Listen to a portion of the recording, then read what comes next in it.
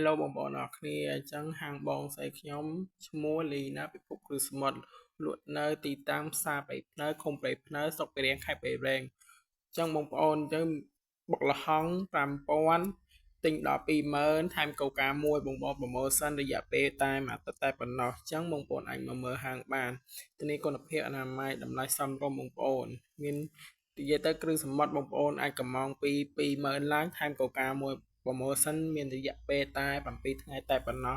មកលឿនលឿនបងប្អូននៅទីតាំងនៅផ្សារព្រៃភ្នៅឃុំព្រៃភ្នៅស្រុកព្រៃរៀងខេត្តព្រៃវែងបងប្អូននៅផ្លូវជាតិលេខ8បងប្អូនអាចមកគាប់ត្របងប្អូនជួយ support បងប្អូនខ្មែរយើងអញ្ចឹងបងប្អូនអញ្ចឹងកុំភ្លេចជួយគាំទ្រទាំងអស់គ្នាបងប្អូនខ្ញុំកាត់បដាថតបដាអញ្ចឹងបងប្អូនអរគ្នាអញ្ចឹង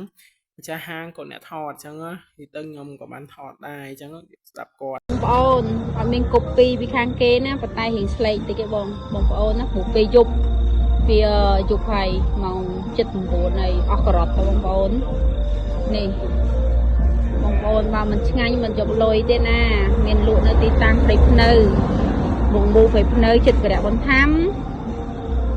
ហើយមានបុកគ្រឿងសមុទ្រគ្រប់ប្រភេទណាបងប្អូនហើយតម្លៃធូរថ្លៃទេហើយបើប្រម៉ូសិនវិញរយៈពេល7ថ្ងៃមកដល់កន្លែង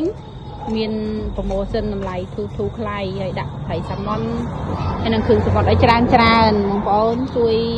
មកញ៉ាំផងនៅទឹកដីព្រៃភ្នៅត្រីស្លាបាយបាយអ្នកចាំយកនេះ